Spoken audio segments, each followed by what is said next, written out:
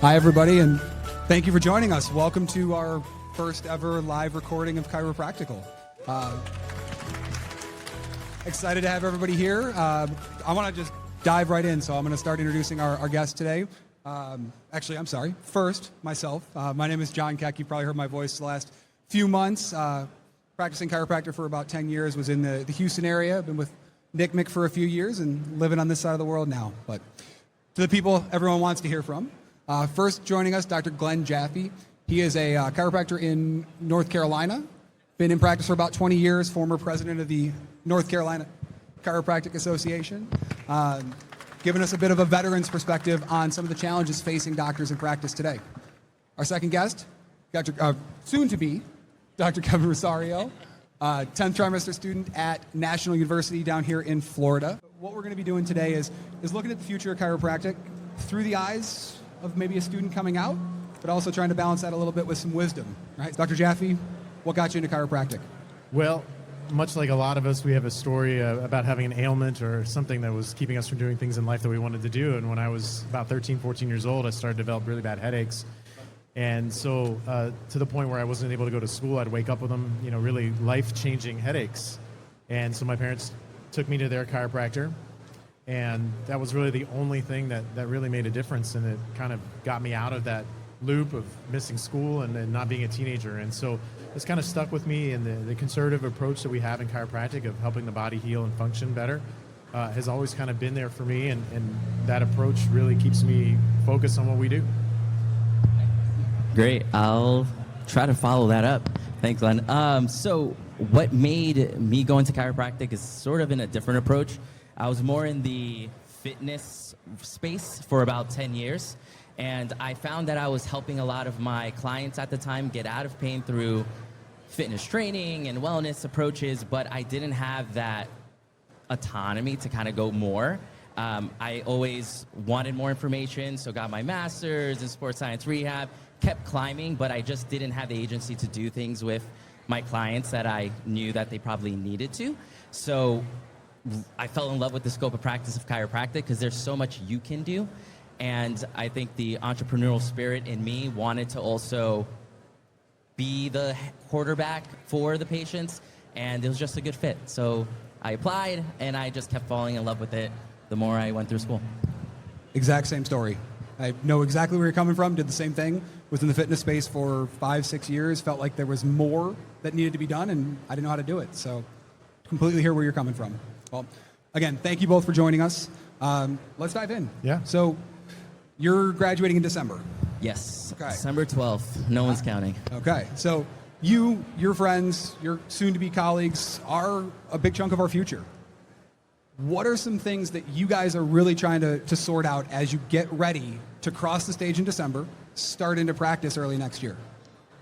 I think, and I can't speak for all of them, but there's a few of them in the crowd, so just a little shout out. I really appreciate them. A lot of the people I started with are here. I think it's the inevitable storm of maybe certain doubt. We went through all this education, we read all the books, we went to clinic, but when push comes to shove, I think it's like the go time, like, Sure. Are you able to help people? I think that's part of it.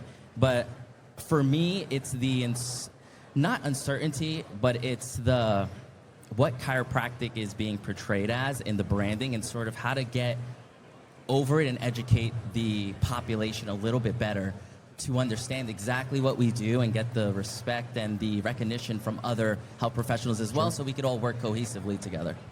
Okay. Dr. Jaffe, what didn't you hear there that he needs to know right off the bat? I think one of the biggest things that we can do as practicing doctors who've been in the field for a while is to be available to students and to those that are just graduating, and almost in a mentorship type of relationship. And we have the saying in chiropractic of standing on the shoulders of giants, and I was fortunate to receive the shoulder of someone before me, and so now it's my turn.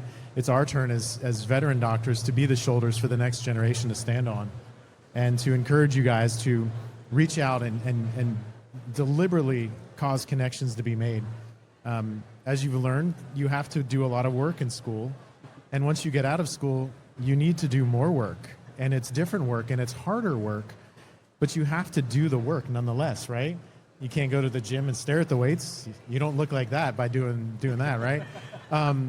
But the same thing with relationships. Go find people who practice the way you think you want to practice. Go seek out leaders in this profession that are doing the work that you can get behind and start learning from them, building those relationships, connections with them. Because it's not only going to help you with your practice and help you with your patients, but it's going to set you up so that in 23 years you're sitting here in this chair and you've gone, hey, I've done all this work to help the profession, and now somebody is sitting in your chair and they're going to stand on your shoulders. So let's kind of just start there. We've built some relationships in school. We're coming out. Maybe we're associating. Maybe we're opening our own practice. What are some things that in that last few months of school, first few months of practice, how do you really set yourself up to be successful? How do you start to build right from day one? Yeah, it's hard because as you're coming up to the end, you've got boards, you've got finals, you're going to move probably. Life things happen. People get married at that point. You've put that off maybe. But so you've got to figure out, like, what do you want to do? How do you want to practice? Because you learn a lot of things in school. You're exposed to so many things, but you have to start to narrow down and understand your personal chiropractic practice philosophy and what you want to do. And so you have to go and expose yourself to that in the real world. School is great. It gets you prepared for a lot of things and to get you past the finish line of passing boards and getting your degree. But when we get into the real world, it's a little different. And so the more you can get out there and connect with those people and go shadow in those offices, if you have preceptor opportunities once you get your numbers done in clinic or however that works in your school, but seek out those opportunities to find something that kind of is in sync with you, and that will help you to get more clarity in that process. What I actually started doing at this conference now is I just came from a coding class. Didn't think you'd ever take one of those, right? Yeah, no, and I think I may have been the only student there. Just to realize, okay, if we're going into the space, there's a big question of cash versus insurance, or, don't go anywhere near insurance, but just understanding the difficulties and the detail needed for all of the coding and how specific it has to be. Because I think sometimes the frustration in the fear of, I don't want to do insurance, is maybe you're not doing all the documentation that you could be. But I don't really know how that is even with the crunch time of seeing patients. Maybe it's 5-8 minutes when you think you have 30, but financially that doesn't make sense. Yeah. I think exposing yourself to that just gives you a better picture of how it actually works. Yeah. So we're learning how to code for patients. We're building relationships, but now the rubber meets the road. How are we getting people in the door? What kind of stuff have you been hearing in school? What are the best ways to start building a practice? Yeah. My approach is visibility and having people know who you are and what you're about. So I'm really proactive on social media, nowhere near famous. One day, maybe. I don't know. Well, you should drop your social media handle right here so everybody follows you. Oh, it's so simple for the 20 or so. Hey, out here, it's Kevin Rosario _. Very simple. But getting the message across just so people understand why you're doing the things you're doing, and asking those hard questions. So even if it starts very small with 8 views of something, at least you're speaking your message and you're learning how to cultivate the words you're going to be talking to your patients and everyone that you come across. So I think starting there and just saying yes to everything helps a lot. I think It's so nice looking into the crowd, and I know a lot of you guys, and a lot of you guys have influenced me in different ways of reading certain books or opening my mind in ways that I didn't think if I didn't give myself exposure in that way.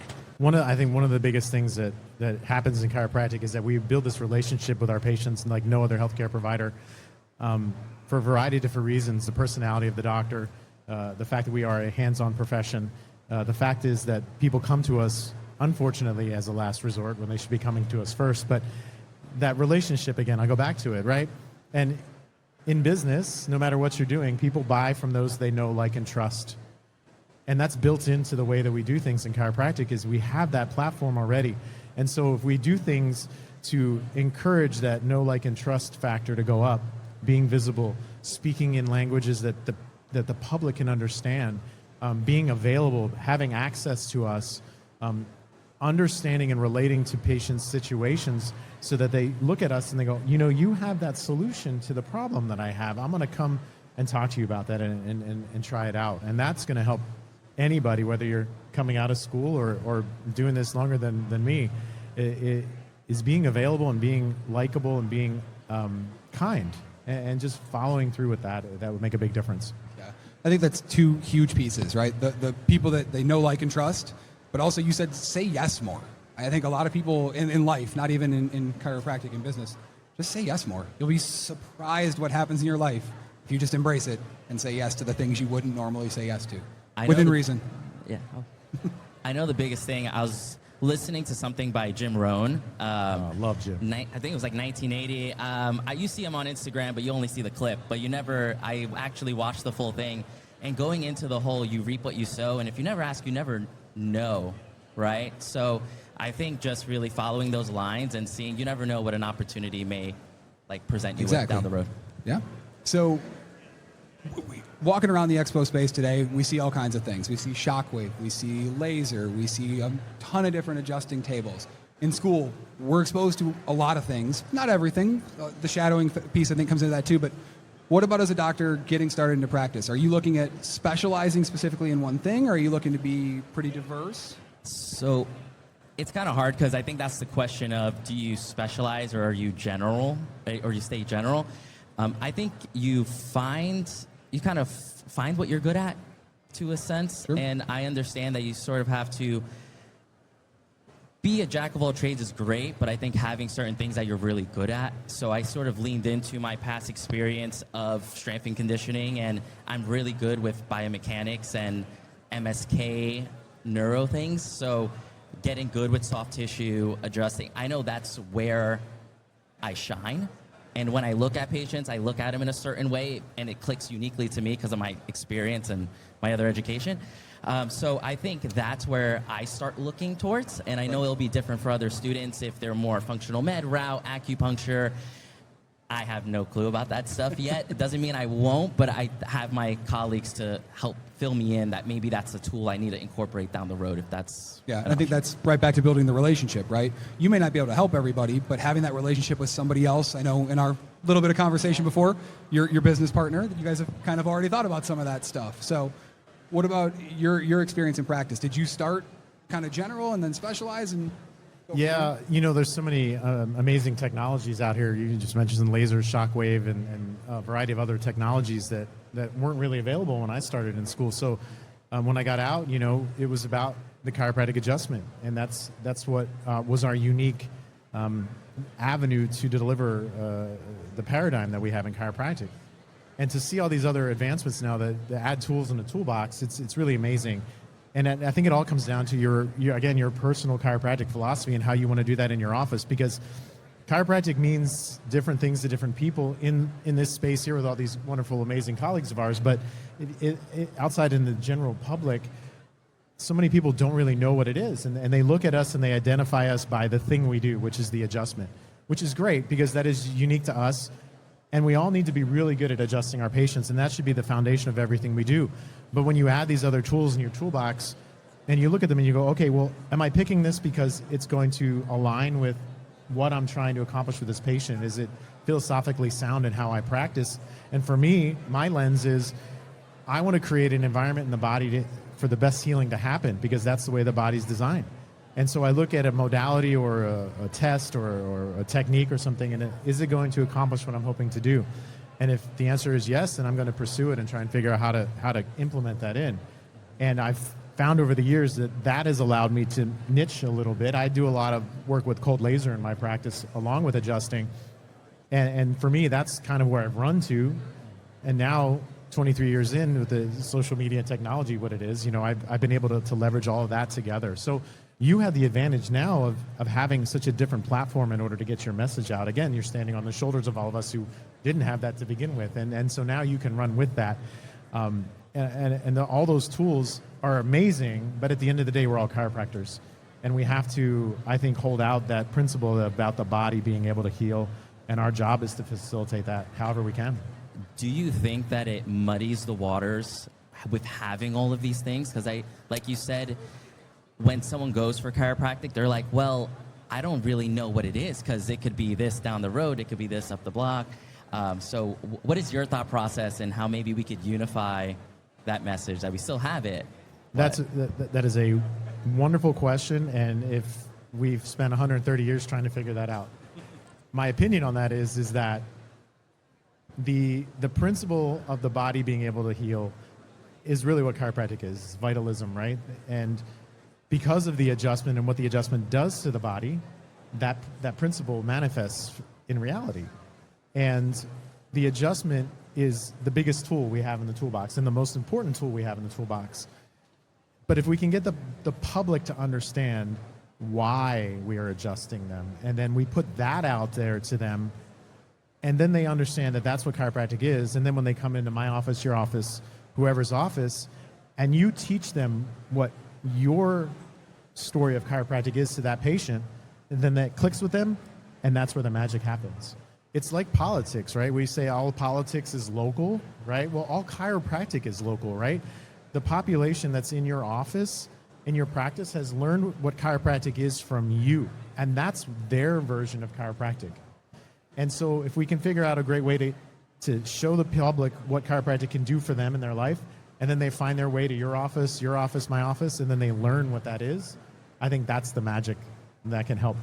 And to that question, I think a lot of this stuff can muddy your thinking potentially, right? And you have to figure out what does resonate with you. You found that MSK realm, and that's an avenue that you can really impact people's lives in. Are you going to impact everybody that walks in your office? Maybe not, but then that's where we have our colleagues and our relationships and our networks that we've built to try to round that out for those people that we may not be able to help in the way they're looking for, right? Okay. So kind of to that, building out those networks, successful ways that you found building those referral networks, but also just building that network inside your community to try to drive the business forward, drive the patient base forward. Yeah. You want to look for areas or people that are complementary to what we do. And I think one of the errors that I fell into, and a lot of us do when we get going early on, is we want to go, hey, I want to go network and make sure I get referrals from the pain guy and the OBGYN and the spine surgeon and the PT down the road and all these other things. And I think we forget that they have a different solution to the same problem that the patients are looking for. So in the public side, there's not a lot of differentiation from that perspective. So go out and look for people or sources that are complementary to what we do and that have attracted like-minded people to their business or to their community that would be interested in what you do, like the local doula network, right? Or obviously, the gym. People that go to the gym are concerned with their health and well-being, and that's obviously very complementary to what we do. The local health food store, things like that. And start to create your community and be a part of that community. Like you said, be seen, say yes, be a part of it. I find it interesting because the way that I was looking at it as well is it's the same thing, right? Like, oh, well, we have to make this integrated. We have to talk to these other professions and play in the sandbox for like kumbaya sort of stuff, right? But I think part of the hurdle that a lot of students are looking at is like, well, I have to justify. I think it's a very defensive approach sometimes because they're going to say, well, what do you know? And then now it's like a tit for tat type of thing. So I think maybe starting from the community and then working your way over to the professionals, because then they will be speaking to their physical therapists, to their MDs of, oh, I'm working with this chiropractor, they do this, and then that kind of opens the door. Maybe easier than you just knocking it on and saying, hey, let's work together without. Yeah. I'm not saying don't go build those relationships, but don't go into it expecting that they're going to start sending you all their patients, because they're not. They don't know you. They don't trust you. They don't like you yet. Yet, keyword. Yet, exactly, right? You got to develop the worth, but it doesn't mean they're not a referral source. It's just you got to, and you have to both develop and maintain those relationships too. I think one of the things that I kind of ran into coming out though was a bit of the saturated market feeling, right? It felt like there were just all the referral sources I went to, doctors or otherwise, already had their guy. Any tips for working through a situation like that? I think first of all, you just have to be at peace with that and not get frustrated. Why aren't they referring to me? When the reality of it is that we only count the patient who shows up in our office and tells us that Mary sent them in as a referral. The fact is that patients are trying to refer to you all the time, and we just don't know about it. And so remember that when you get in practice. Don't get frustrated with your patients because they're not sending anybody. They're trying, I promise you. But I think that speaks back to what we were talking about earlier, is just going out and doing the work and creating your own referrals, creating your own presence in the community, being the person that they want to come see. Again, be nice, likable, trustworthy, say yes, volunteer for things. One of my mentors a long time ago taught me that this lesson: if you ever have a patient who comes in and says, "Hey, will you sponsor my sports team?" Yes, absolutely. Your patient is asking you to sponsor that. I mean, heck yeah, I'm going to do that. Is it going to get me a new patient? I have no idea, but it's the right thing to do. And it builds trust, it builds credibility, it builds community. And now, the more people see your name and your face and your presence at different places, that's gonna help with that too. Absolutely. Yeah, I think it's sort of the approach that I've been doing. Like next Thursday, I'm going to one of the local colleges here, volleyball team, to shadow their ATC. Yeah. And I just approach it in a way of, hey, I'm very curious about what you're doing, and I wonder where I could fit in the mix maybe later on. I just want to see, like, what do you do with the athletes? And we luckily treat one of their captain at our clinic, so it's, hey, she already has a nice experience, so why not just just be present and be like, oh, yeah, he's treated me before, this is my experience, and it kind of like opens the doors that way. So yeah, I completely agree. You said a very important word, curiosity. If we can all have more curiosity about things and ask those questions, well, I wonder why they're doing it, or what is that? That can help bridge those blocks, those gaps too. But it also opens our mind to understand more things. And I promise you, where my head is now, 23 years in this profession, is not anywhere close to where it was when I left school. And you and I are going to the same school. I went to the school up in the Great White North. You're down here in Florida, but I am not the chiropractor that I was when I graduated 23 years ago. And I'm glad. Not because I don't like the one that I graduated with, but the process that brought me here was awesome. I just think, I was just going to say, it's the evolution of it all, right? Yeah. So I think I change every time I come to these engagements. My mind shifts so slightly. So I could definitely see how that changes over 23 years. It's the exposure, right? You're exposed to more things, you Yeah. have more conversations, and you keep growing every time you have one of those conversations. With that ATC, you're going to get something out of that, right? It may not be a patient ever, but you're going to get a little piece of info that's going to be helpful. Or they may know somebody else at another school that does need somebody, and you're just building that network, that relationship. What I found really interesting from the coding, and it was nothing about coding that I took from this. It was about, she did an analogy of an eagle and how her child was like, fun facts about eagles, they go through the storm to get above it to then see. And I was like, oh, this is a perfect analogy of getting out into practice. It's like, I think we sometimes want to run away from the problems, choosing the safer options, but everything is risky. So you might as well tackle it head on, and then you get a better understanding of what the issues are so you can better prepare yourself for them. Yeah. Love it. Okay, last question I have for you before we grab some from the audience. But Kevin, doesn't really sound like it's your world, but your colleagues that are interviewing. What have you been hearing from them? What's that process been like? What are some of the questions they've been asked? Questions in regards to what again? Interviews, their interview process. Oh, for just getting A job. Associate jobs position. and everything? Yep. I think a lot of the big thing is the pay is really like, oh man, what is a good starting out pay if you're associating? Is it worth just going out of practice on my own? Am I able to do that? So I think I was luckily able to be in a talk with Dr. Goodman, and she does a lot of stuff with getting into practice. And I now have a better understanding of why the starting pay for certain jobs are what they are because of reimbursements and all this. And I can't wait to hear what Glenn has to say too. He's ready. Because I think as the student mindset is you come out and you're like, oh, I'm out, I'm a doctor. Give me the world. But I understand that's not how it works. But I think it's because I've had the exposure. So I would love to hear from your side. I will say this before I answer your question. I'm sorry about your student loan debt, whatever that number is, because I don't know it's nothing near mine. Don't worry, I'm not looking at it yet. Sorry about that. Same, right there with you. But in all seriousness, I think that plays a big part of where your headspace is and looking at the scale of your earning potential versus what your obligations are. And building a practice nowadays is a lot different animal. And when I got to Charlotte and I opened up my own practice, I'll tell you, I opened it up with 2 credit cards, an unsecured personal line of credit, and a wonderful lease on some equipment from this great company, NCMIC. And that's how I got started.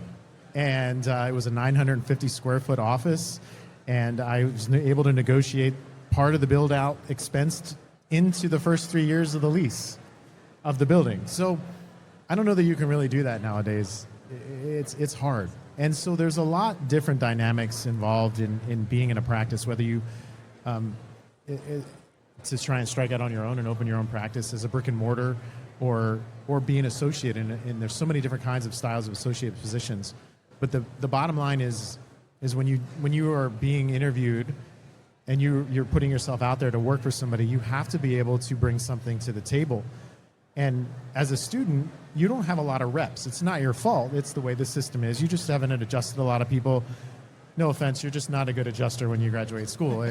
I wasn't either, right? None of us were. No, none of us are. I mean, unless your name was Gonstead, he probably was born and was a good adjuster. But you've got to refine that and get better at it. And so you've got to earn your way up into that earning potential. And it's hard because, if you own a practice as a seasoned doctor and you're bringing somebody in, you're absorbing the cost of you being there before you start paying for yourself, if you wouldn't just get down to the economics of that. And so you have to be able to produce. And that's the reality of the world, is that you have to pay for yourself. Because, unfortunately, look at a hospital setting for an example. They have such an abundance of resources where you can come in and they have the money to pay for your salary. And so you get to the point where you're producing enough, right? In a chiropractic situation, most of the time, you have to contribute right away, and so the risk reward that the doctor is taking on to bring you in it's a different paradigm. So, there's so many moving parts that are involved in that mindset and that thing. So, if you put yourself out and you're able to present to whoever you're interviewing with a plan of what you're going to do, it's thought out, thoughtful. You're recognizing the conditions that they're taking on to bring you in, and you have solutions to those situations, or you recognize them. I think that will go a long way in those conversations and those interview questions. But if you come prepared with solutions to those problems before they're raised, I think that will set you apart, and it will put you off on a better path and trajectory. I had a conversation with one of my buddies the other day, and it was about how everyone likes to build things. So I think as a doctor, if you're owning your practice, you want to build this thing for, like, this is your name, what you want through chiropractic to help people. And maybe coming in as an associate, you're approaching it from an angle of, how can I make you better? How can I push your message out? Because I'm working for you. And I think sometimes getting out of the me mentality will help and go a long way for students doing interviews, and just be a little bit more serving, and then I think it will come back to you. That's great. Fantastic. You beat me to a question I was going to ask about that, is how do you kind of set yourself up for success? So I'm glad you answered that from the perspective of somebody who's doing the interviewing. Yeah. So I love it. And bringing, let's talk about specific things bringing to the table. When you're in school, you're busy, I get it. Go get your hands on as many different people as you can, whether that's mission trips, whether that's taking on extra patients in clinic, whether that's spending extra time outside of class, palpating your classmates. I always joke about this, and I tell all my students, and I have a guest here today who's looking at chiropractic school, is like, when we're in school, we're all built like you, we look like you, we're 25 years old, we're flexible, we adjust well. It's easy, right?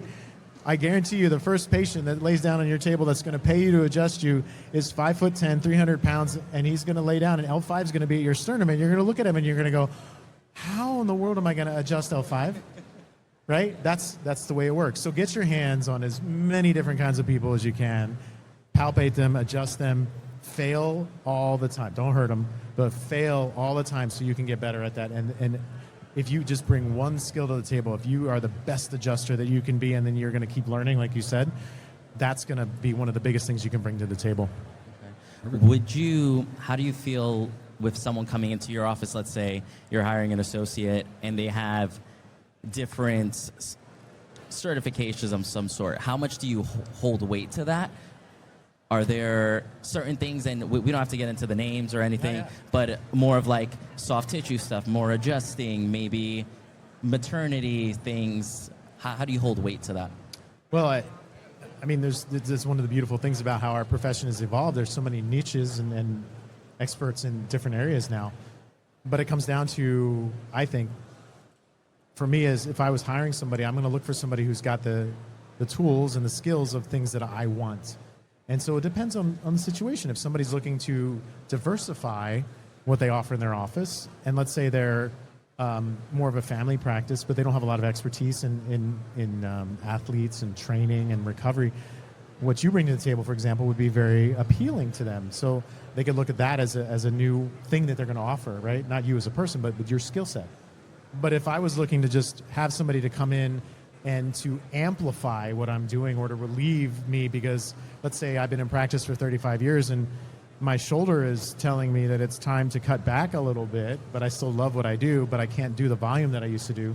I want to find somebody who's coming in and can mimic or duplicate what I do to a certain degree. You will never, as a doctor, you will never find 100% of you out there. So stop looking for the same thing that you are, but understand that there's differences out there. But it goes both ways. You know, if somebody's going to hire you and you don't come with the right tools, and then you get into this situation and you practice and you're like, well, you're not doing what I want you to do.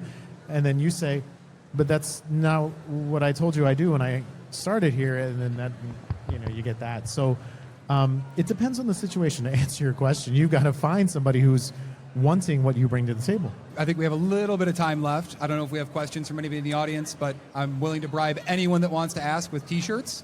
So we have T-shirts for anyone with questions. They're really soft T-shirts. You really want one. So if you guys wouldn't mind, just your name and where you're from, and dive into your question. My name is Chima. I'm from Des Moines, Iowa. And I was wondering what technology or tools have helped change the way you do chiropractic care? So technology has, I didn't hear it very well. Technology and tools that have helped change the way you deliver care. Oh, man. I could talk about that all day. The biggest thing is, you know, we're in the age of AI being really kind of coming into its own. And so that's probably the biggest thing. I know it's very contemporary. We're talking about AI, but just leveraging technology to do things that are lower value tasks to free up myself and my staff to do higher value things. You know, for an example, we've been, you know, my wife and I have been developing an AI bot that responds to the phone, auto responds to social media posts that our clinic puts up, auto responds to reviews online, and takes care of the phone and directs it and everything else. And our phone hardly rings anymore in the office, which is really neat. But that frees up our staff now. They don't have to stop what they're doing and answer the phone. They're able to continue to focus more on the patients in front of them while we're in the office. And so, you know, that's one of the biggest things recently in my office that we've done. Another thing we talked about earlier, right, all these new tools that are developing in technology. I mean, I've embraced cold lasers in my office. And so that has made a humongous difference of amplifying the effect of the chiropractic adjustment and everything else we do in the office. So I think for me in my office, those two things are amazing. And, you know, be curious about this stuff. See how it, you know, understand it. See if it fits in your practice. And if it makes sense, hit these guys up for an equipment loan and go get it. Yeah, the amount of times I've heard about AI in events like this recently, everybody's got a section devoted to it. Just know it's coming. Get on board or get run over. Yeah. I agree, yeah. One more? Ben, Palm Harbor, Florida. How do you define success in chiropractic? I guess from my approach, I think success is the ability to help your patient with the tools that you're using. I think that's what I'll see as success. As a maybe profession success, what I would want to see is more of an integration between, like, I think coming from school, and when talking to other students from different schools, it's like the straight chiropractor, the evidence-based chiropractor. I think there has to just be common ground. I'm kind of I'm a little tired of it. It's like, oh, it's so silly. Because I think we could both help the patient in our own way, but we don't have to fight amongst each other. So I think that's success as a profession, but as a provider, I think just helping the patient is the best way you can. I think success in chiropractic is the day when you ask anybody on the street, who is your personal chiropractor, and they tell you the doctor's name. That's when you've made that lasting impact. Yeah. I think that's the epitome of success in this profession, is when every single person has a chiropractor. Love it. All right. Well, thank you both for joining us today. I hope everybody got some good information, whether you're 23 years into practice or 2.5 months away, Yeah, or three close. and a half months, I guess, Yeah, away. very close. You're going to do so well, man. I'm so excited Thanks, for you. man. I appreciate it. And thank you guys all for joining us. Thank you to the FCA for allowing us to do this on one of the breaks. For anybody that isn't aware, this conversation, all of our other podcasts, you can get them anywhere you listen to podcasts. Check out our YouTube channel. The recording of this will probably be there along with other ones as well. New podcasts every month at least is our goal, if not more. So if you throw out more ideas, we can do them faster.